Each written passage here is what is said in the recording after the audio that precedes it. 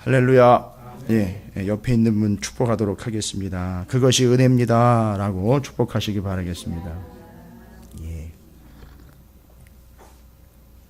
뜬금없이 뭐가 은혜일까요? 예. 은혜라고 생각하면 좋은 게 은혜라고 생각을 하는데 아니요. 여러분이 당하고 있는 게 은혜입니다. 여러분이 겪고 계시는 게 은혜예요. 좋은 일을 겪는다고는 얘기들 안 하더라고요. 주로 이제 어려운 일 겪고 있다라고 이야기를 하는데 여러분 그게 은혜입니다. 왜냐하면 그걸 부딪혀 보니까 내가 어떤 존재라는 게 드러나더라는 거죠. 예. 센 놈 만나 보니까 내가 약한 놈이라는 게 탁 드러나잖아요. 그죠? 겪어보니까 내가 말씀대로 살 수가 없더라는 게 턱턱 드러나더라는 거예요. 근데 그걸 보고 짜증을 내요. 왜 내 마음대로 안 되냐고. 왜 내가 기도한 대로 안 되냐고. 여러분 죄송합니다. 우리가 뭐라고 여러분이 뭐라고 여러분이 기도한 대로 다 돼야 돼요? 도전적인 질문인가요? 아니요. 여러분이 기도한다고 기도한 대로 된다라고 생각하는 것 자체가 바리새인과 사두개인들이에요. 아니 여러분들이 기도한다고 그렇게 기도한 대로 돼야 되는 이유가 뭡니까? 저도 고민되는 부분이에요. 누군가 저한테 그렇게 물어본다면 저한테 묻지 마시고 하나님한테 물어야죠. 저는 그렇게 대답할 수밖에 없어요. 그래 그런 일을 겪다 보니까 내 실체가 드러나더라는 거죠. 아 그렇구나. 내가 그런 존재로구나. 저놈이 나쁜 놈이 아니라 내가 더 나쁜 놈이었구나 하면서 예 하나님 저는 죄인 중에 저놈도 죄인이고 나도 죄인인데 죄인들 중에 나는 죄수입니다 라고 바울이 고백을 했어요. 바울도요. 그게 다 드러나 버린 거죠. 자신이 어떤 존재라는 게. 여러분 그래서 은혜입니다. 오늘 새벽에도 사두개인과 바리새인들의 누룩을 주의하라고 하는 주님의 가르침의 메시지가 마태복음 16장의 6절을 통해서 이 땅 가운데 선포가 됐는데 오늘 새벽엔 조용히 찾으시는 교회에서 선포가 됐죠. 여러분 꼭 오늘 새벽 말씀을 한번 좀 집중해서 다른 사람한테 얘기할 거 없고요. 본인에게 적용해 보십시오. 집중해서. 주님이 분명히 얘기하십니다. 사두개인과 바리새인들의 누룩을 주의하라. 이 이야기를 딱 듣는 순간 제자들이 무슨 착각을 했느냐 하면 이거 빵 안 가져왔다. 지난번에 5,000명 4,000명 먹일 때 빵 때문에 고생했었잖아요. 먹을 게 없으니까. 그죠? 그걸 떠올린 거예요. 아이고 이런. 그때 그 떡 없어가지고선 예수님도 그렇고 마음이 참 어려웠고 우리도 참 힘들었는데 누룩 얘기를 해버리니까 아이고 빵 가지고 왔어야 되는데 좀 챙겼어야 되는데 이 또 믿음 없는 반응을 보고는 예수님이 또 야 이 믿음 작은 자들아 또 이렇게 얘기를 하시는 거예요. 내가 그거 얘기하는 게 아닌데 또 그렇게 받아들이는구나. 참 답답하구나. 뭔 얘기하는 겁니까? 그 앞서서 무슨 일이 있었습니까? 그 수많은 무리들이요. 그것도 이방인들이 주님을 따라다니는데 3일 동안 굶고 따라다녔다고요. 3일 굶고 따라다녔는데 어떤 사람도 배고프다라고 불평 한마디 한 사람이 없었다는 거예요. 왜 우리는 이렇게 굶어야 되느냐고, 먹을 거 없냐고, 왜 그렇게 해야 되느냐고 어느 누구도 불평하지 않고 3일 동안 따라다녔어요. 예수님이 그걸 보고 긍휼히 여기셨어요. 불쌍히 여겼습니다. 야, 그냥 보낼 수 없겠다. 먹이자. 여러분 3일 굶어야 가는 거예요. 3일 굶어야 이제 먹는 거예요. 왜일까요? 이 사람들은요 3일 동안 굶어도 육신의 양식 없어도 주님 당신이 생명의 떡이니 당신만 있으면 됩니다 라고 3일 굶어도 어떤 불평도 안 나오는 그들에게 주님이 떡을 주신 거예요. 그러니까 제자들이 떡 안 가져왔다라고 이야기할 때 왜 믿음이 없는, 믿음이 작은 자들이라고 했어요. 믿음이 없다라 하죠. 믿음이 작은 자들이라고 했어요. 믿음이 작은 자들의 특징이 뭐냐면 세상 근심으로 인하여 염려하는 자들이 믿음이 작은 자들이라고 했거든요. 믿음이 없는 게 아니라 그 근심거리 때문에 문제 때문에 고민하고 근심하며 사는 사람들이 믿음이 작은 자들이라고 했어요. 그게 베드로한테도 그랬어요. 제자들한테 수도 없이 얘기한 게 믿음이 작은 자들이라고. 계속 지적을 당해요, 제자들이. 믿음이 작은 자라고. 그러니까 앞에서 얘기하는 거하고 뒤에서 얘기하는 거하고 달라요. 앞에서 와 믿습니다라고 얘기한 뒤에 가면 풍랑이 일면 그것 때문에 무너지는 거예요. 아 주님 말씀이면 됩니다라고 하는데 뒤에 돌아가가지고 그거 가지고 되겠어? 이런 거예요. 앞과 뒤가 다르고 이 사람한테 얘기한 거하고 저 사람한테 얘기한 거하고 다르고 생각하는 거하고 내뱉는 거하고 다른 거고 전혀 다른 거예요. 그래서 믿음이 작은 자의 특징이 뭡니까? 근심과 염려거리가 오면 무너진다는 거예요. 바로 무너진다는 거예요. 그 믿음이 작은 거예요. 적은 것도 아니고 정도의 차이가 아니라 아예 작은 자다라는 거예요. 이건 아예 크지를 않았다는 거잖아요. 수준이 그렇다는 거잖아요. 작은 믿음. 그들에게 이야기합니다. 바리새인과 사두개인들의 누룩을 주의하라고. 여러분 누룩이 뭡니까? 좋을 때에는 그걸 발효시키는 게 개념이 되지만 나쁠 때에는요 완성품에 붙어버리면 상해버립니다. 이게 누룩이에요. 근데 예수님이 그들에게 제자들에게 그 사두개인과 바리새인들의 누룩을 조심하라라고 분명히 얘기했습니다. 그 빵 안 가져온 걸 턱 떠올려. 아우 빵 안 가져왔다 얘네. 야 이 믿음이 작은 자들 내가 그거 얘기하는 게 아닌 거를 왜 모르느냐라고 턱 하고 지적을 받고 난 다음에 깨달아서 아 이게 그 누룩을 이야기하는 게 아니라 그들의 가르침을 이야기하는 거구나. 바리새인과 사두개인들의 가르침 조심하라는 말씀이구나. 뭔 얘기예요 예수님이? 나를 생명의 떡으로 줬지만 내가 아무리 좋은 말씀을 네가 주고 생명의 말씀을 줘도 어떻게 될 수 있다는 거죠? 바리새인과 사두개인들에게 영향받을 수 있다는 거예요. 본인들이요. 제자들이요. 오늘날 교회와 성도들이요. 아무리 생명의 말씀을 줘도 나가는 순간부터 세상에 얘기하는 거에 영향받는다는 거예요. 아니 목사님 맨날 말씀만 가지고 됩니까? 다른 것도 있어야 되는 거 아닙니까? 교제도 있어야 되고요. 친교도 있어야 되고요. 뭐 프로그램도 있어야 되는 거 아닙니까? 아니에요. 절대 아닙니다. 주의하라 그랬다고요. 사두개인과 바리새인들의 누룩이요. 생명의 말씀만 있으면 3일이 아니라 30일을 굶다가 아니요. 제가 오늘 새벽에 300일을 굶다가 굶어 죽어도 천국 갈 확신 가지고 이것만 붙다가 굶어 죽어도 죽을 수 있냐는 얘기예요. 그거 물어보시는 거예요. 주님이. 여러분 어떻습니까? 가능하시겠습니까? 그래서 목사들이 시골 목회, 개척 목회, 없는 목회, 굶어 죽기 직전까지의 목회를 경험해봐야 아는 것이 그런 정말 생명의 말씀만 가지고 살아갈 수 있느냐? 목사가 먼저 경험하지 않으면 누구한테 얘기하겠습니까? 누가 갖다 놓지 않으면 못 먹는 거예요. 여러분 목사가 없어서 얻어먹는 존재가 아니에요. 누가 갖다 주지 않으면 못 먹는 걸 경험하지 않으면 하나님의 말씀 아니고는 살아갈 수 없다라는 거 경험 못하는 겁니다. 자신 있게 얘기 못해요. 목사가 없어가지고 빌어먹는 게 아닙니다. 왜 교회에 붙어가지고 먹고 살아야 되는 겁니까? 그게 그 인생의 본질이에요.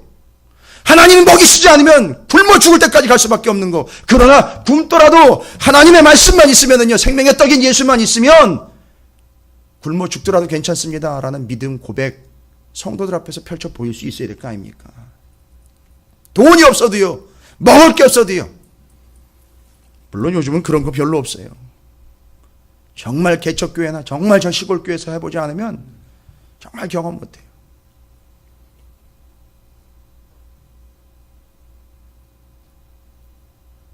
저도 몇십만 원 사례비 책정해놨다가 어떨 때는 또 받지도 못하고 그런 경험도 해봤습니다만, 시골에 있을 때. 그럼 뭐 어떻게 뭐 달라고 그럽니까? 왜 만들어놨는데 안 줍니까? 뭐 따질 거예요? 다 아는데요? 다 경험해봐야 되는 겁니다. 누가 문지방에다 뭐 놓고 가면 아이고 밤에 또 누가 까마귀가 왔다 갔구나 그러면 그거 얻어먹는 거예요. 그거 그 사람한테 얻어먹는 게 아니라고요. 하나님이 물어다 주시는 거란 말이에요. 그거 먹는 거 경험하지 않으면 어떻게 된다고요? 사두개인과 바리새인의 누룩의 영향을 받는다고요. 생명의 떡이 분명히 주어진 떡인데 거기에 무슨 영향이 끼치느냐 하면 누룩이 묻는단 말이에요. 누룩 묻으면 이거 썩어버립니다. 근데 그 누룩이 어떤 누룩이냐면 사두개인과 바리새인의 누룩이라고요. 16장 오늘 본문, 새벽 본문 다시 한번 잘 보십시오. 생명의 떡으로 오신 예수 그리스도께서 3일 동안 굶으면서 쫓아다니는 그들을 칭찬하면서 긍휼히 여기면서 먹여주셨어요.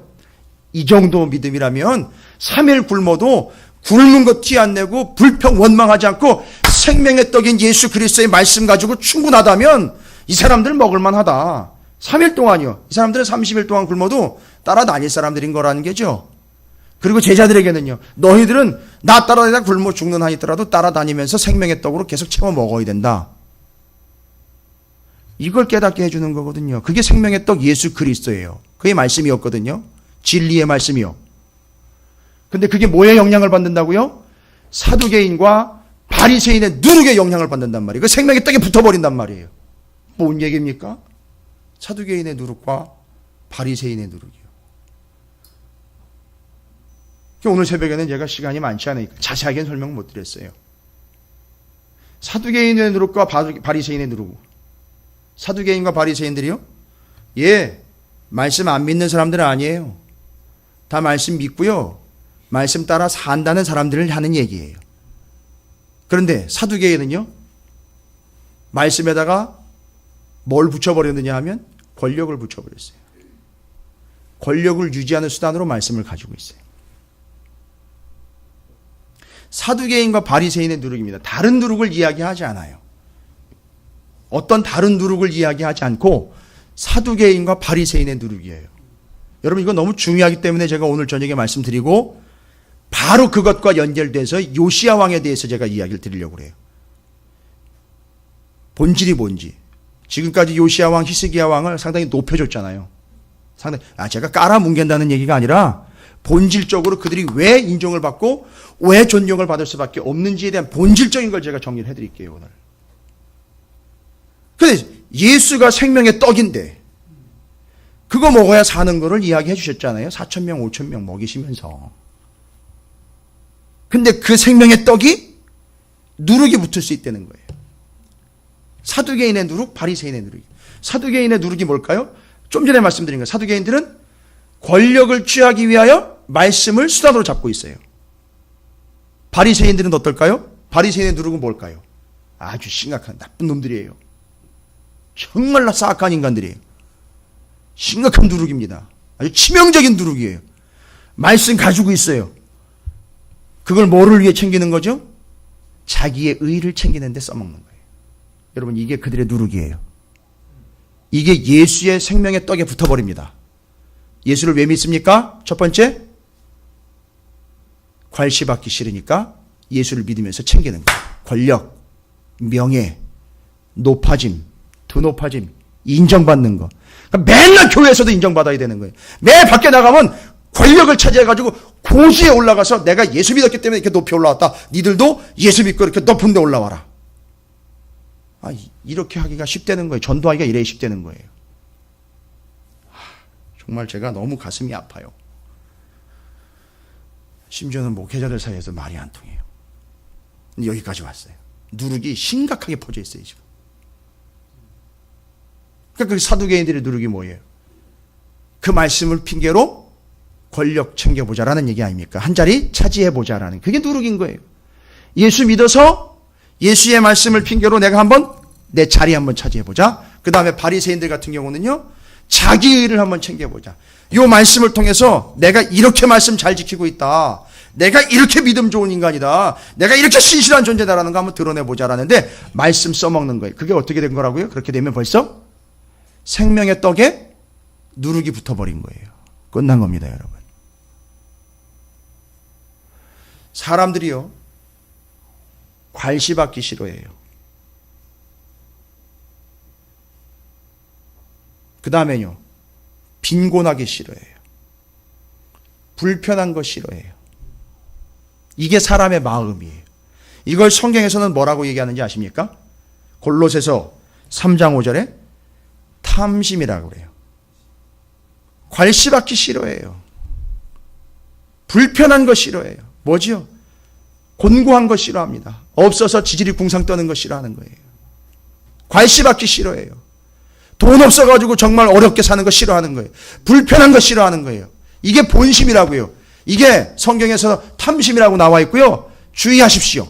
이걸 골로새서 3장 5절에서는 우상이라고 이야기합니다. 탐심은 곧 우상이라고 얘기를 해요.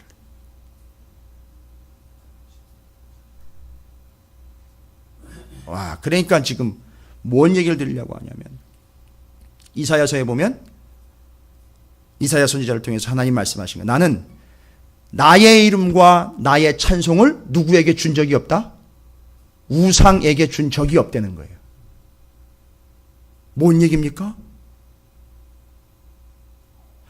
우상이 내 이름이나 나를 찬양하지 못하게 원천적으로 봉쇄했다는 거예요. 이거 중요한 얘기입니다, 여러분. 인생의 전환기가 되시길 바랍니다. 이 밤이 아니면 들을 수 없는 말씀이다라고 생각하고 잘 정립하십시오. 제가 쭉 얘기한 거예요. 지금 사두개인과 바리새인의 누룩주의하라고 이야기하신 거에 이어서 말씀드리는 거예요. 생명의 떡이 그렇게 변질될 수 있다는 거예요.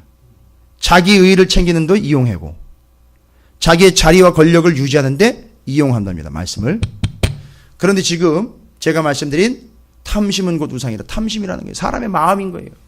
왜 우상을 숭배하는지 아시겠죠? 괄시받기 싫은 거잖아요. 불편한 거 싫은 거죠? 어려운 거 싫은 거죠? 힘든 거 싫은 거죠? 없는 거 싫은 거잖아요. 그래서 그거 벗어나 보려고 우상 숭배하는 거잖아요. 그런데 하나님은 뭐라고 얘기하셨나요? 나는 그런 우상에게 내 이름을 여호와라는 여자로도 부르지 못하게 했고 내 이름을 절대 찬송하지 못하도록 막아버렸다. 원천적으로 봉쇄했다. 우상들이 내 이름을 부르고 나를 찬양하지 못하게 했다. 뭔 얘기입니까? 우상은 뭐라 그랬죠? 탐심이 우상이라 그랬잖아요. 불편한 거 싫은 거, 가난한 거 싫은 거, 괄시받는 거 싫은 거, 없이 사는 거 싫은 거, 이거를 극복해 보려고 사람들이 어떻게 한다는 거죠? 요걸 극복하려고, 요 탐심 때문에 하나님의 이름을 불러서 그 어려운 것들을 한번 벗어나 보려고 한다는 거예요. 그게 우상숭배라는 거잖아요. 근데 하나님은 그걸 막아버리셨어요. 그게 바로 바리새인과 사두개인들의 누룩인 거예요. 생명의 말씀을 가지고 죄송합니다. 조작을 하는 거죠. 변질시키는 거죠. 이거 그렇게 하면 어떻게 한다? 내게 돈이 생길 것이다. 이거 그렇게 하면 내가 인정받을 것이다. 이거 그렇게 하면 내가 높은 자리에 앉을 것이다. 이거 그렇게 하면 잘 먹고 잘 살 것이다. 새파야 거짓말입니다, 여러분. 아니요. 이거 그렇게 하면 여러분에게 누가 미친놈이라고 소리해요. 이거 그렇게 하면 죽이려고 덤벼요. 말씀대로 살려면 못 살게 돼 있어요. 힘들게 돼 있다고요. 정신 나간 놈이라고 얘기를 해요. 이해가 안 되는 거죠. 그게 바로 바리새인과 사두개인들의 누룩입니다. 이 말씀을 가지고 그렇게 한번 해보겠다는 거죠. 그게 바로 우상숭배였던 거죠. 그래서 하나님의 이름을 불러서 말씀이라는 명맥을 가지고 요거 명분 가지고 불편한 거 좀 해소해 보려고 그러고 없는 거 좀 극복해 보려고 그러고 내 낮은 지위를 한번 높여 보려고 하는 것, 없는 것, 불편한 것, 괄시받는 것 벗어나 보려고 뭘 이용한다는 거죠? 말씀 이용해 보고 하나님을 이용해 본다는 거예요. 소위 말하면 자기 믿음 가지고 내가 믿음이 이런 존재인데 여기서부터 벗어나 보려고 한번 써먹어 보자. 이게 바리새인과 사두개인들의 누룩입니다. 그거 조심하라고 그런 거예요. 그거 묻지 않도록. 그러니까 뭘 요청하시는 거죠? 너 30일 아니라 3일 아니라 300일을 쫄쫄 굶어도 내 생명의 말씀 가지고 만족하겠니? 따라오겠니? 이거 물어보시는 거예요, 여러분. 제가 누누이 말씀드렸습니다. 우리 교회 개척하면서 우리 교회가 개척한 의미와 본질이 뭐냐. 다른 교회가 잘못됐다는 게 아니에요. 그렇게 잘못됐다라고 이야기를 계속하면서도 잘못된 교회를 얘기를 계속해요. 그 교회는 그렇게 하는데 그 사람들은 그렇게 하는데 여러분 그게 누룩이라고요. 여전히 그게 뭔지 모르고 누룩을 계속 감싸고 있는 거예요. 지금 보따리에다가 싸가지고. 그러니까 말씀이 계속 전파가 되면은요 그 누룩 가지고 있는 사람들은요 계속 생명의 말씀에 누룩이 번져가지고 썩어버리는 거예요. 계속 이 말씀이.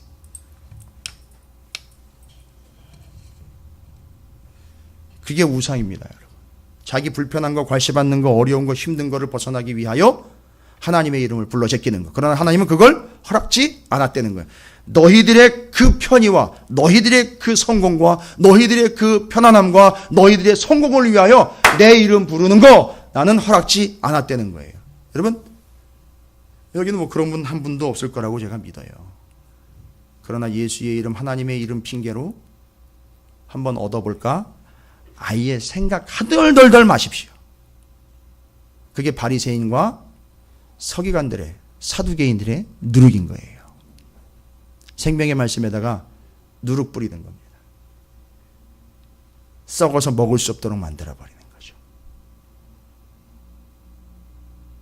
그런데 바로 오늘 요시야 왕의 이야기를 통해서 여러분 그런 누룩들을 발견을 하는 거예요.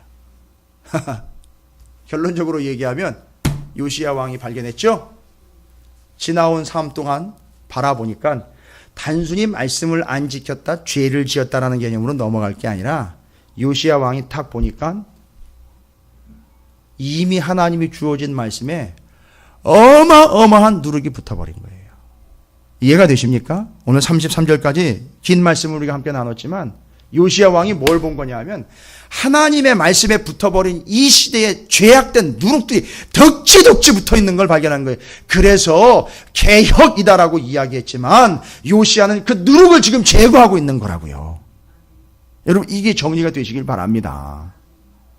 바벨론 포로 70년 겪고 돌아온 사람들이요, 요시야 왕이 한 행동을 딱 보면서 야, 딱이다, 정말 정확하다, 아주 분명하다. 요시야 왕은 지금 그거 하고 있는 겁니다. 지금 그 누룩 제거하고 있는 거예요. 산당 제거하고 우상 다 끌어내고 하는 거 있잖아요. 이게 다 지금 누룩 제거하고 있는 거라고요. 여러분 잘 보십시오. 집중하셔야 돼요. 요시야 왕이 왕이기 때문에 훌륭해서 그렇다 아니에요. 여러분 그 누룩이 발견이 된 거예요. 왜 발견이 됐을까요? 참 재미있는 거는요, 요시야 왕 하면 율법책 발견한 거예요. 모세가 기록해서 전해준 책이라고 분명히 나와 있어요. 그러니까 그게 성전 안에 있었던 거예요. 모세가 전해준 율법책, 용도가 뭡니까? 이걸 또 신하들이요, 왕에게 가지고 왔어요. 여러분 신명기의 말씀 기억나십니까? 왕이 그 말씀에 대해서 어떤 자세를 취해야 되는지 기억나십니까? 그보다 앞서서요, 주어진 원래의 모세오경 율법 책이 있잖아요. 그걸 한 가지 중요하게 해야 되는 게 있잖아요. 원본 있고 필사해야 되잖아요. 베껴 써서 필사본을 자기가 끼고 들고 다니면서 펼쳐봐야 되잖아요. 이게 분명히 신명기에 나와 있는. 그러니까 요시야가 그걸 읽었을까요? 안 읽었을까요? 읽었죠. 그 다음에 하나 더 중요한 겁니다. 여러분 이제 시야를 넓히시는 훈련을 해야 돼요. 모세 오경뿐만 아니라 지금은 시대상으로 보면 요시야 왕이 등장하고 있는 이 시기는 좀 지금 만렵으로 가고 있어요. 북이스라엘 이미 망했고 남유다 150년 가는데, 남유다만 남아서 150년 가는데 그 남유다의 마지막 부분으로 가고 있어요. 요 시대는요, 무슨 시대라고 부르죠? 왕정시대입니다. 예, 왕정시대예요. 근데 모세 오경, 바로 그 시대와 왕정시대 사이에 끼어있던 시대가 있죠. 요즘에 우리가 주일날 같이 나누고 있죠. 사사시대 때예요. 아, 요시야 왕이 사사시대까지도 섭렵을 하고 있다는 사실 여러분 잊지 마십시오. 사사시대에 대한 이야기를 모르면 어느 훌륭한 왕의 이야기로 끝나버립니다. 근데 여러분 사사시대, 사사기를 우리가 연구하고 있지만 어느 훌륭한 사사에 대한 이야기가 아니죠. 쪼다 사사였죠. 너무너무 한 것 없는데 하나님이 다 하신 이야기. 그렇죠? 그걸 다 아는 거예요. 그러니까 여기 오늘 여러분이 보아주셔야 되는 내용이 뭐냐 하면 요시야 왕이 훌륭한 왕이기 때문에 큰 일을 인물 용사로 세워버리면 큰일 납니다. 그러면 이제 본문 완전히 꽝 돼버리는 거예요.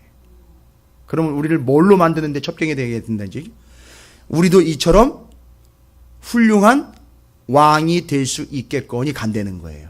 그래서 결론은 아주 쉬워요. 이 사람처럼 말씀이 주어지면 말씀대로 살아내! 그러면 너도 훌륭한 왕이 될 거야. 이렇게 얘기하면 끝나버리는 거예요. 이게 지금까지 온 방법입니다. 근데 생각해 보십시오. 다 지켰습니까? 아니, 지금까지 말씀을 다 지켰나요? 요시야가 분명히 얘기했어요. 요시야가 분명히 율법책 발견하고 분명히 얘기했다고요. 지난날 우리 조상들은 싹 다 어떻게 했다고요? 말씀을 다 안 지켰다는 얘기예요. 그럼 이게 본질이 뭔가 지금 잘못되고 있다는 얘기예요. 다 지킬 수 없어요, 여러분. 현실과 사실이 그래요. 어느 누구도 다 지킨 사람 없어요, 여러분. 어느 누구 중에 한 사람이라도 다 지킨 사람이 등장하면은요, 예수가 올 필요가 없지요.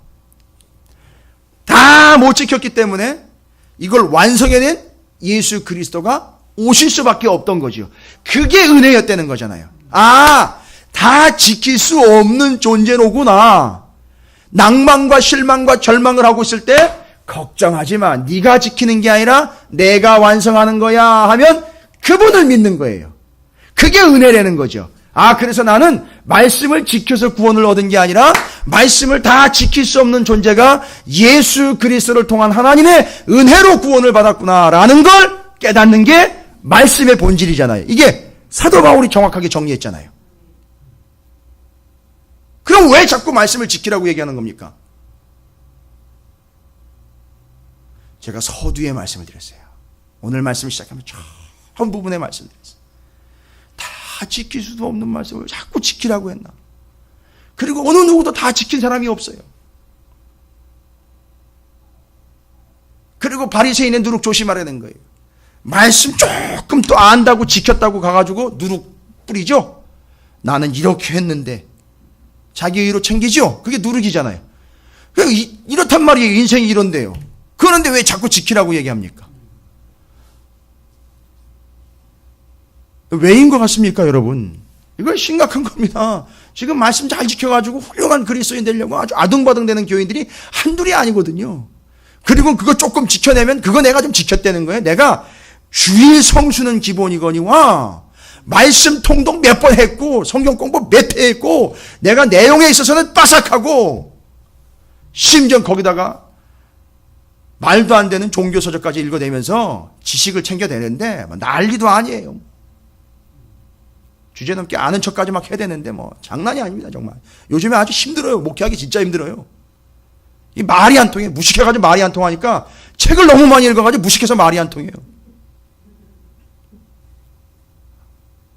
아, 그게 맞대는 거, 그 책 얘기가 맞대는 거, 그 사람 얘기가 맞대. 아니, 하나님 말씀에 맞대는 얘기는 하나도 안 하고, 그 책의 얘기가 맞대는 거, 그 사람 얘기가 그 신학자 얘기가 맞대는 거예요. 성경에 하나님 말씀이 맞대는 건 한마디도 얘기 안 하고. 괜히 여러분한테 열을 내네, 이제. 그럼 왜 자꾸 하나님 말씀을 자꾸 지키라고 그랬을까요? 여러분, 하나님이 이거 다 지키지 못할 거라는 거 아실까요? 모를까요? 잘 아시네요. 정말 잘 아시네요. 근데 왜 하나님은 자꾸 예언자들이나 오늘도 마찬가지 자꾸 지키라고 얘기를 해요? 목적이 뭘까요? 여러분, 이게 하나님의 본심이에요. 여러분, 이거 깨달으셔야 돼요. 그렇다고 말씀을 지키지 말라는 얘기로 제가 몰고 가는 게 아니에요. 지키셔야 됩니다. 철저하게 지키세요. 근데 지키다 보면은요. 예? 지키다 보면 어디에 봉착하게 됩니까? 못 지키죠? 그 막 승질을 내요. 이렇게 어려운 걸 왜 지키라고 얘기를 했냐고. 이런 하나님이 어디 세상에 이런 하나님이 이 사랑의 하나님이 이게 맞냐는 거예요. 이게 따져요 막. 이게 말도 안 되는 얘기 아니냐고. 어떻게 이런 식으로 이야기할 수 있고 어떻게 지키지도 못할 걸 얘기했느냐고 이야기합니다. 그때 하나님이 얘기하시잖아요. 못 지키겠지. 너가 어떤 존재인지 알겠지. 네가 지키지 못한다는 거 알겠지. 네가 말씀대로 너 존재가 그로 비추어 보니 너는 거기 터무니없이 미치지도 못하는 존재라는 걸 알겠지. 너 죽어야 되겠네. 왜요? 아니 이거 다 지켜야 구원받는다면서요. 다 못 지켰네? 그럼 너 이제 죽자. 이리 와. 목 따고 창자 다 발려내고 이렇게 해야 되잖아요. 그죠? 그런데 옆에 보니까 누가 있어요? 예수가 있어요. 그런 너 때문에 내 아들이 죽은 거야. 그러니까 너는 다 지키려고 하지 말고 이 은혜를 받아들이면 되는 거야. 그게 여러분 성경에 나와 있는 예수 생명의 떡에 대한 얘기예요. 이거 하나 터득하기도 빠듯한 판에 이거 말고 뭐 다른 걸 자꾸 얘기를 하니까 제가 정말 목사로서 할 얘기는 하는데 미치고 팔짝 뛰고 환장하겠어요, 정말. 이 제 성경을 보는 사람마다 성경이 왜 그러니 도대체? 성경가 무슨 짓을 했니요? 성경 가지고 도대체 무슨 짓을 했냐? 목사님 성경 그런 식으로 대하면 안 됩니다. 막 얘기를 해요. 그 성스러운 성경을 잘 보관하셔가지고 매끄럽고 깔끔하게 보관을 해두셔야지 성경을 왜 그런 식으로, 이거 너무 불경건한 거 아닙니까? 농담이지요. 여러분의 하나님의 말씀으로 우리의 실체가 드러나면 바닥을 팍팍 긁으면서 내가 그런 놈이었네요, 하나님. 바로 제가요, 하나님의 말씀에 내 존재가 너무너무 처절하고 너무너무 사악한 놈이라는 게 다 드러나 있기 때문에 이거 붙잡다 보면 제가 어떤 놈인지 알기 때문에 저는 더 은혜를 사모할 수밖에 없는 존재로 가니까, 그래서 제가 더 말씀을 붙잡는 거예요, 여러분. 저도 죽을 맛이에요. 말씀 붙잡다 보면 제가 아주 나쁜 놈이라는 게, 아주 정말 싸가지 없는 놈이라는 게 다 드러나요. 이거 보면요. 그럴 때마다 어떻게 하는지 아십니까? 조금 더 많은 말씀 챙겨가지고 내가 조금 더 알고 있는지, 아니요. 거기서 놓쳐야 돼요. 놓고 그냥 하나님의 은혜로 가야 되는 거예요. 근데 알고 봤더니 여기 그 은혜가 다 기록이 돼 있더라는 거예요. 그러니까 이거 붙잡는 거예요. 막 날마다 어떤 은혜인지를 확인해야 되니까 이걸 못 놓는 거예요. 이게 의를 챙기려고 내가 목사니까 말씀을 조금 더 알기 위하여 챙긴 게 아니라 내가 정말 죽일 놈이라구나. 근데 여기 하나님의 은혜가 뭐라고 나와 있는가, 그걸 찾아보다니까 이게 이렇게 헤어지는 거예요. 야, 정말 생명의 떡이로구나. 여기 어떤 누룩도 첨가가 돼서는 안 되는 거로구나. 이걸 내가 먹어야 되는데 큰일 나는 일이구나. 그렇게 정리가 되는 거지요. 그걸 이미 요시야가 깨달은 거예요. 그래서 누룩을 제거합니다. 전혀 아니었던 것 다 제거를 합니다. 그리고 이제 보십시오. 말씀의 본질이 나오는 거예요. 제가 지금 그냥 풀어서 설명드린 거예요. 요시야가 정확하게 그 틀대로 가고 있어요. 제사장, 또 여러 가지 잘못된 제사들이 다 회복이 되고, 아니 알고 봤더니만 율법책 발견한 건 뒤엔 얘기거든요. 뒤엔 얘기인데 율법책 발견하기 전에 이미 요시야가 무슨 일을 했습니까? 1절부터 7절까지 우상 때려 부시고요, 다 정리했어요. 이상하다. 이 사람 어떻게 그 어린 나이에 그런 작정을 했을까? 어떻게 그렇게 누룩들을 제거할 그런 감히 생각을 했을까? 그 어린 나이에. 그런데 어떤 데도 이유는 안 나와 있어요. 제가 한참 찾아봤고요. 이미 뭐 주석이라든지 이런 데도 보면 자세하게 설명이 안 나와 있어요. 모른다는 거예요. 왜 그가 어린 나이부터 이렇게 됐는지 잘 몰라요. 얘기가 안 적혀 있어요. 그건 딱 하나밖에 설명이 안 돼요. 하나님 은혜밖에는 아닌 거예요. 그죠? 하나님의 은혜. 그런데 하나님의 은혜를 받을 수 있는 조건이 마련되어 있어요. 알고 봤더니만 하나도 아니고 둘씩이나 요시야 왕이 올라와 있을 때 예언자가, 우리가 잘 아는 예언자가 둘이나 그 주변에 포진되어 있었어요. 요시야 왕 때. 이거 행복이죠. 그래서 제가 턱 깨달게 됐어요. 그렇구나. 하나님의 은혜를 이렇게 주셨구나. 예언자 둘을 붙여주신 게 하나님의 은혜로 작용한 거예요. 그건 은혜예요. 정말 은혜입니다. 누구냐 하면은요, 여러분이 알만한 사람들이 둘 다 알만한 사람들입니다. 선지서까지 다 기록이 되어 있어요. 여러분 예레미야 1장 2절 한번 보십시오. 예레미야 어디냐 하면 예레미야 1장 2절이면은요 1049쪽입니다. 뒤쪽으로 1049쪽.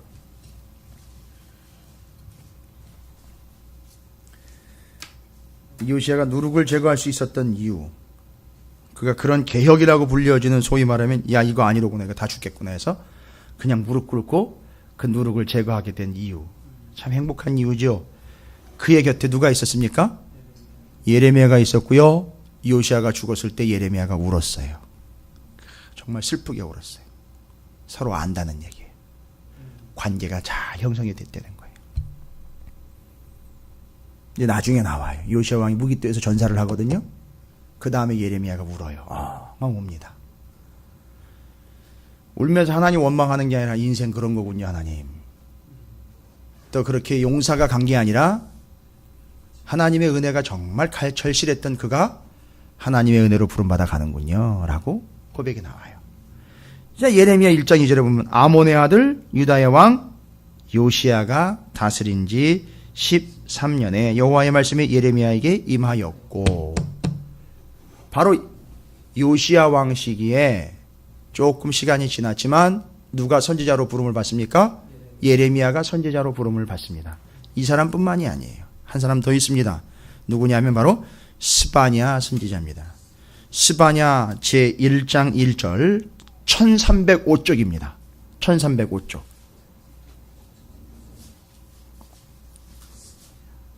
1305쪽입니다. 스바냐 1장 1절이에요.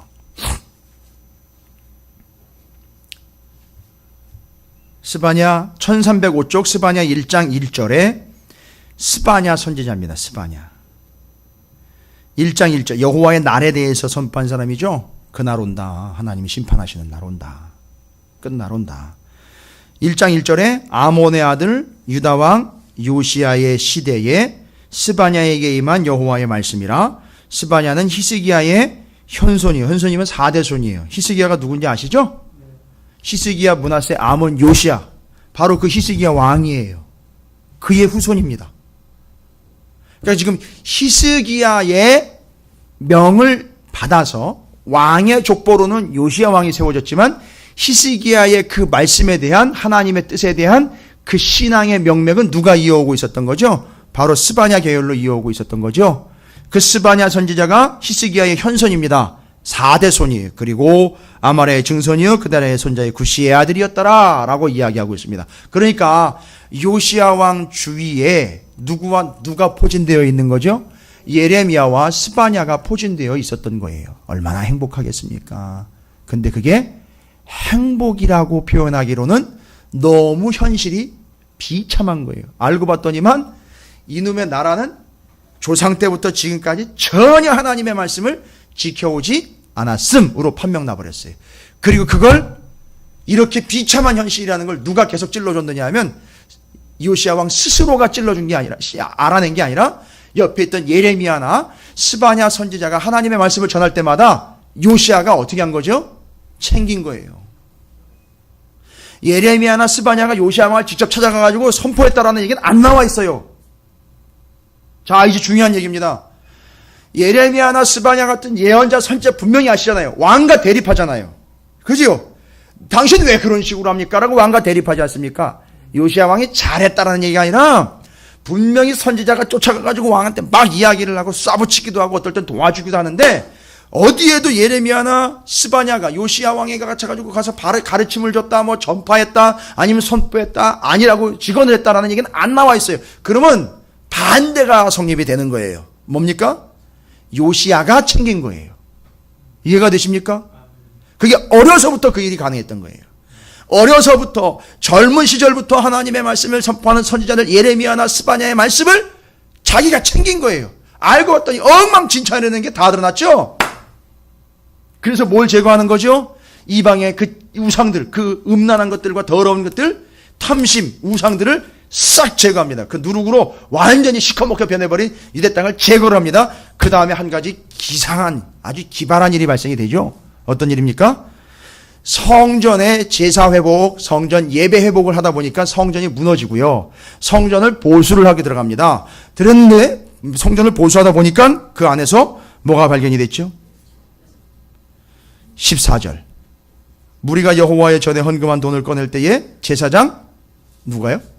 hil기야가, 제사장 hil기야가 뭐를 발견했습니까? 모세가 전한 여호와의 율법책을 발견했다라고 나와 있습니다. 그러니까 지금 요시야가 왕으로 올라올 때까지 이 책은요, 말하자면 모세오경 율법책의 원본인 거죠. 원본이 어디에 계속 보관이 되고 있었던 거죠? 성전에 보관이 되어 있었던 것이고, 왕들은요, 지금까지 어떤 왕이 얼마나 많은 왕들이 세워졌든지 간에 원칙이 뭐죠? 왕이라면 어떻게 해야 된다는 거죠? 원칙이 뭡니까? 아니, 신명기에 나와 있는 그대로 명확하게 여러분이 정리를 하시면, 그렇죠. 필사해야 돼요. 어디에 있는 성경이죠? 성전 안에 있던 모세오경을 받아서 그걸 필사를 하고 그걸 끼고 왕은 그걸 가지고 다니면서 펼쳐보면서 이게 왕이 하나님의 말씀대로 다 되는 건가 아닌 건가를 왕이 직접 판단해 봐야 된다는 거였잖아요. 그 원본이 바로 모세오경이었는데 이게 요시야 왕 때 그 성전 안에서 이 모세가 율법책으로 전달을 해줬잖아요. 이거 누가 받았죠? 책을 써가지고선 주야로 묵상하라고 아예 건네줬지요. 누구에게죠? 여호수아에게 건네준 거를 대대로 성전 안에다 보관하면서 이제는 사사시대 때는 거들떠보지 않았던 책이에요. 감이 잡히십니까? 350년 사사시대 때 동안은 전혀 누구도 거들떠보지 않았던 이 책을 다윗 때 하나님의 말씀이 성전에 다시 봉헌을 하여 성전에 보관하고 다윗도 그렇게 했죠. 필사하고 솔로몬까지도 그렇게 했죠. 그러나 그 후로 넘어오면서 필사는 뭔 필사입니까? 그냥 거기다 쑤셔 박아 놓고는 계속 그게 거기 있는지도 모르고 오다가 성전 보수하는 터에 요시야 왕 때 발견이 된 거예요. 여러분, 발견이 된 겁니다. 자, 보십시오. 이제 메인입니다. 이제 본격적으로 들어갑니다. 요시야를 말씀대로 살아간 유명하고 훌륭한 인물로 여러분, 요시야를 용사 만드시면 안 돼요. 요시야는 말씀이 주어지면 주어지는 대로 다 지킬 수 있는 존재가 아니라 요시야도 어떤 존재예요? 말씀대로 다 못 지켜요. 자, 요시야가 어떤 반응을 보이는지 보십시오. 여기 14절부터 뒤로 쭉 정리가 되고 있고 발견되고 난 다음부터 분명히 이제 요시야가 그 말씀 앞에 반응이 보이는데 잘 보시면 14절부터 차분히 다시 한번 좀 읽어보겠습니다. 역대하 34장 14절부터 705쪽이죠. 역대하 34장 14절부터 19절까지 제가 천천히 한번 읽어볼게요. 무리가 여호와의 전에 헌금한 돈을 꺼낼 때에 제사장 힐기야가 모세가 전한 여호와의 율법책을 발견을 하고 힐기야가 서기관 사반에게 말하여 이르되 내가 여호와의 전에서 율법책을 발견하였노라 하고 이 사람들 수준도 대단하죠. 그 율법책이라는 걸 금방 알아봤어요. 모세의 율법책이라는 걸 알아봤고 그 책을 사반에게 주며 사반이 책을 가지고 누구한테 나갑니까? 왕에게 나갑니다. 야, 이거 여기 있어야 되는 게 아니라 왕이 받아야 되는 거구나. 가지고 갑니다. 복명하여 이르되 왕께서 종들에게 명하신 것들을 종들이 다 준행하였나이다. 또 여호와의 전에서 발견한 돈을 쏟아서 감독자들과 일꾼들에게 주었나이다 하고 서기관 사반이 또 왕에게 아뢰어 이르되 제사장 힐기야가 내게 책을 주더이다 하고 사반이 왕 앞에 그것을 읽음에 뭔 책을 줬는데 이게 뭔 책입니다 하고 책을 설명하는 게 아니라 책에 있는 내용을 그대로 읽어버렸다고요. 책이 뭔데요? 어떤 책인데요? 모세오경이요. 율법책을 그대로 요시야 앞에서 쫙 펼쳐가지고 읽어줬는데 읽음에 잘 보십시오. 19절 이게 메인입니다. 말씀을 다 읽어주니까 요시야가 듣고 있다가 오케이! 문제 발견, 해결책 발견. 지금까지 우리가 못한 이유가 여기 있었구나. 이제부터는 이렇게 해서 우리나라 부국 강병책으로 간다. 이제 이렇게 하면 우리는 잘 먹고 잘 살 수 있을 것이다. 오케이, 문제 해결해서 이걸 자기 의로 챙긴 게 아니라 잘 보세요. 19절에 왕이 율법의 말씀을 듣자 곧 자기 옷을 찢더라. 뭔 얘기입니까? 이거 쇼하는 겁니까? 지금 모양상으로는요, 요시야가 어떤 상황이죠? 뭐 앞에 선 겁니까?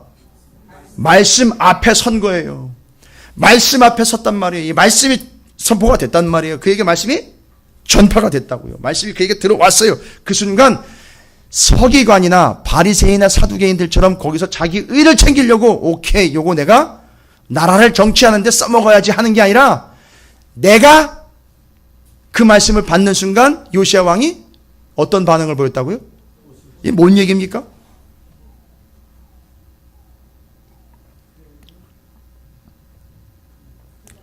회개라고 이야기하면 다 해결돼요. 아주 편하게 넘어갈 수 있어요. 더 이상 다른 얘기 할 필요, 아니, 틀렸다는 게 아니라 그걸로 그냥 세트로 그냥 넘어가 버리면 돼요. 회개했으면 오케이. 잘 됐어. 이렇게 넘어가면 시원해요. 그러니까 지금까지도 그냥 그렇게 하고 그냥 넘어갔어요. 근데 여기서 보면 말씀 앞에 말씀을 다 듣고 난 다음에 요시야 왕이 옷을 박박 찢었다는 거예요.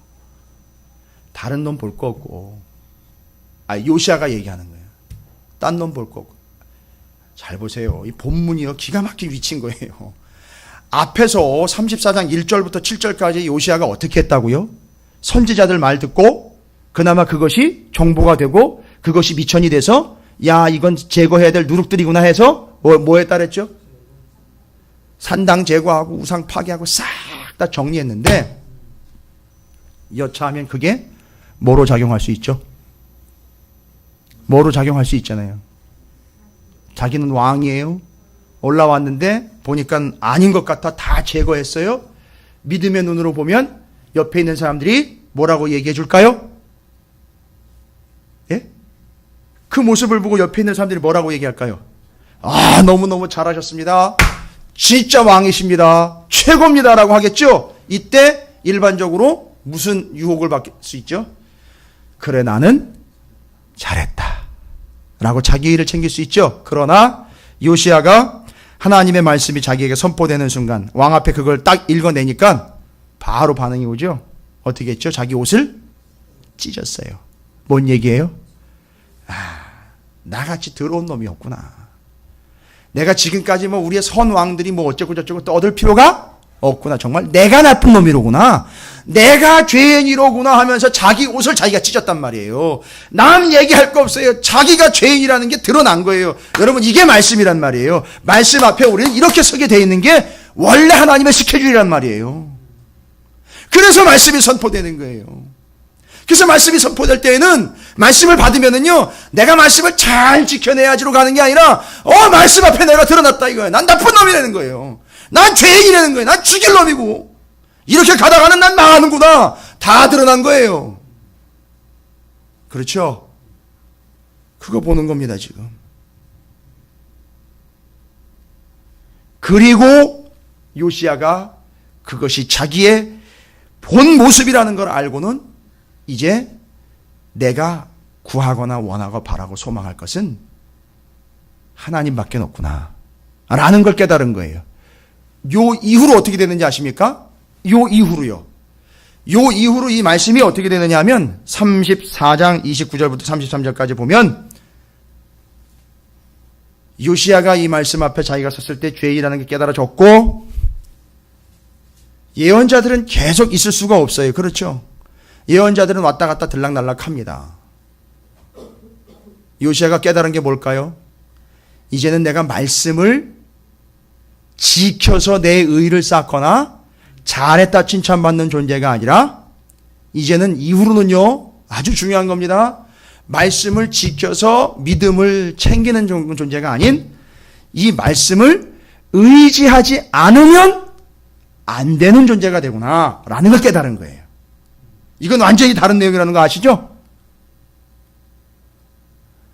말씀을 내가 지켜야지라고 이야기하고 결심하는 것은요, 말씀을 내가 지킬 수 있다는 근거와 희망을 가지고 갑니다. 그러나 이제부터는 내가 이 말씀이라도 없으면 살아갈 수 없겠구나 하고 가는 건 말씀이 곧 하나님이 되는 거예요. 하나님의 말씀이 되어서 이 말씀을 의지해서 가는 인생이 된다는 거죠. 잘 보세요. 얼마나 큰 차이인지. 말씀을 지켜서 의로운 놈 되는 게 아니라 나는 그 하나님 말씀 아니면 살아갈 수 없다라는 은혜를 사모하는 존재로 간다는 거예요. 이게 요시야. 그가 인정받는 이유입니다. 우리가 그렇게 돼야 된다고요, 여러분. 그러니까 지금 뭐가 잘못된 거냐 하면 말씀 배울 만큼 배웠고 말씀 알 만큼 안 되는 거죠. 성경 공부 안 해본 게 없다는 얘기죠. 이제 다른 거 좀 해보자. 얼마나 패역하고 얼마나 사악한 바리새인과 사두개인들의 누룩인지 여러분이 아시겠습니까? 그러나 하나님의 말씀이 아니면 이제는 나도 어떻게 할 수가 없구나. 내가 이젠 이 말씀을 의지해서 가야 되는 거구나 라는 걸 깨달으면 이제 이 사람은 하나님의 은혜가 아니면 안 된다는 걸 알고 말씀을 붙잡는 거예요. 이걸 지켜서 내가 의를 챙기는 게 아니라 이 말씀이 내게 주신 은혜로구나 해서 이걸 사모하여 말씀을 붙잡고 가게 되는 존재가 된다는 거예요. 그러니까 평생으로 죽을 때까지 이거 의지하면서 가게 만드신다는 거예요, 하나님이. 근데 말씀이 이러네 저러네 평가를 하고 앉아있고, 말씀이 내 생각과는 다르고 말씀 가지고 말씀 하나만 가지고 되겠느냐고, 다른 것도 해야 되고, 여기 다른 교회들 보면 뭔 프로그램도 많고요, 다른 거 하는 것도. 죄송합니다. 큰일 납니다. 말씀 말고 다른 거 붙잡았다가 큰일 나는 거예요. 아주 작살 나는 겁니다. 그냥 지금 아닌 게 아니라 지금 인터넷이 뜨거워요. 말하기 좋아서 얘기하는 게 아니라 교회들마다 이거 아니고 다른 것 때문에 지금 엉망진창이라고 난리도 아니에요. 뭐 누구 얘기를 하고 어떤 교회 얘기를 하겠습니까? 그냥 우리가 하나님 말씀 앞에 우리를 비춰보고 누룩 다 제거해야 되는 거고요. 야, 정말 이게 은혜로구나. 이걸 붙잡고 가야 되는 거구나. 내가 이걸 지켜나가는 의의를 쌓는 게 아니라 이거 아니면 내가 어떻게 방법이 없구나. 그래서 사모하여 이걸 붙잡으면 가는 거지요. 그런 존재가 되도록 가야 되는데 지금 어떻게 됐나요, 우리가? 그런 수준까지 왔나요? 충분히 이게 은혜라는 걸 알고 충분히 이거 누가 설명하지 않아도 내가 이거 언제나 펼쳐보면 아, 은혜로구나 해서 그렇게 자유롭게 갈 수 있을 수준까지 왔나요, 우리가? 그렇게 충분한가요? 아니요, 죽을 때까지 부족한 거예요. 이게 은혜라는 걸 알고 이걸 의지하면서 가야 된다라는 요시야 왕의 고백처럼 우리는 그 밑으로 내려가야 되는 거예요. 그래서 요시야 왕이 70년 포로 생활하고 돌아온 이스라엘 백성들에게 유별나게 인정을 받고 있는 이유는 뭐냐면 이스라엘이 70년 동안 포로로 끌려가가지고 그들에게 뭐만 남아있었죠? 제사 못 드렸어요, 여러분. 가가지고 뭐만 붙잡고 있었죠? 바로 요 모세 오경 붙잡고 있었다고요. 그리고 그걸 딱 비춰보니까 70년 아니라 700년도 부족하더라는 거예요. 우리는 아주 나쁜 놈들이었다는 거죠. 700년, 아니 7000년, 아니 영원히 지옥에 들어가도 할 말이 없었던 놈들이라는 거죠. 발견된 거죠. 그런데 어떻게 했어요? 다시 돌아오게 하셨다는 거예요.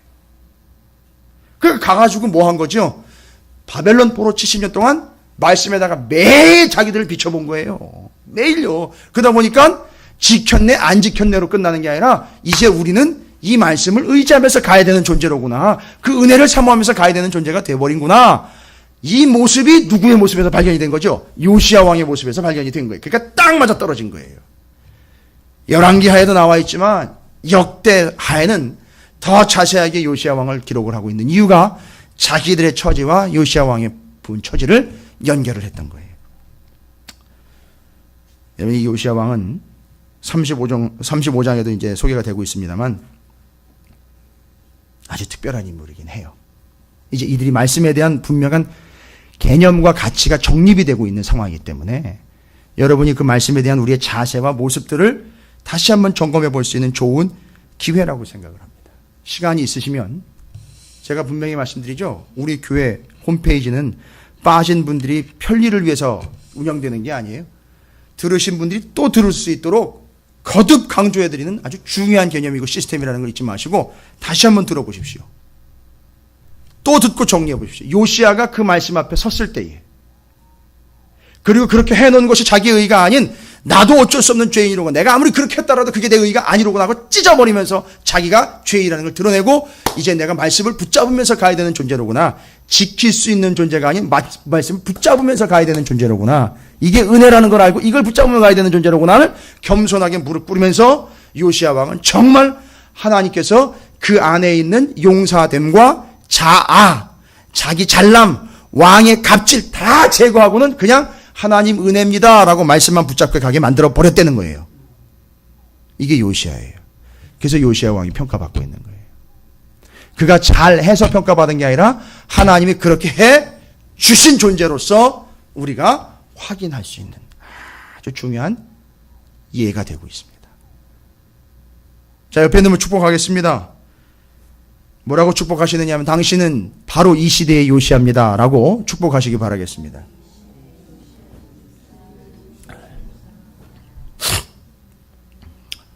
왜 옷을 찢어야 되니까 좀 아까우세요? 말씀 앞에 서면 옷이 수백 벌이라도 감당이 안 되는 거예요. 그러니까 매일매일 그 말씀 앞에 서서 매일매일 옷을 찢는 거예요. 더 화려한 옷을 챙겨 입는 게 아니라 여러분이 바로 그런 존재로서 요시야처럼 그 말씀 앞에 서서 여러분의 실체가 드러나고 그것이 여러분을 처참하게 만드는 것이 아니라 더욱더 은혜를 사모하는 요시야 왕 같은 존재가 되어 하나님의 말씀밖에는 의지할 게 없군요 라고 은혜를 사모하는 심령으로 그렇게 부름받아 가는 것처럼 기가 막히게 그런데요. 여러분 뒤에 나오겠지만 이 사람이요 요절을 해요. 정말 세상 사람들 말로는 재수 없이 맞아 죽어요. 전쟁터에서요. 그렇게 데려가시는 거예요. 그렇게 데려가시는 거라고요. 그렇게 하나님이 데려가셨다고요. 그냥 호련히 데려가시는 거예요. 이해 안 되게 데려가신 거예요. 뭐예요? 그만하면 됐어 하고 데려가시는 거예요. 기가 막힌 거죠. 우리는 일반적으로 뭐라고 생각할까요? 아니 그렇게 훌륭한 왕이면 좀 더 오래 그걸 좀 보여줘야 되지 않겠습니까? 아니요. 충분한 거예요. 완벽하게 소화를 해낸 거예요. 그러니까 데려가시는 거예요. 전쟁터에서. 여러분 이게 이해가 되시기 바랍니다. 여러분이 다 그런 요시아와 같은 존재가 되어 모든 누룩 다 제거하시고요. 생명의 떡 양식인 하나님의 말씀 앞에 내 존재가 실체가 드러나고 하나님의 은혜 아니면 감당 안 된다. 근데 그 말씀으로 은혜를 주셨다. 완벽한 계시의 말씀으로 주신 거예요. 여러분 이것 외에 다른 것이 필요 없어요. 이제는. 그래서 그 말씀이 은혜가 되어서 그 은혜를 챙기는 존재가 되는 것. 그래서 말씀을 지키는 의로운 자가 아니라 말씀을 따를 수밖에 없는, 말씀을 의지할 수밖에 없는 죄인으로 내려가는 거. 그럴 때 하나님의 은혜가 말씀을 통하여 여러분에게 늘 넘쳐나게 될 줄로 믿습니다. 그래서 여러분은 구원받은 존재이고 구원받아야 하는 존재라는 걸 날마다 말씀을 통해서 확인하시고 고백하시고 찬양하시게 되시기를 주님의 이름으로 축원을 드립니다.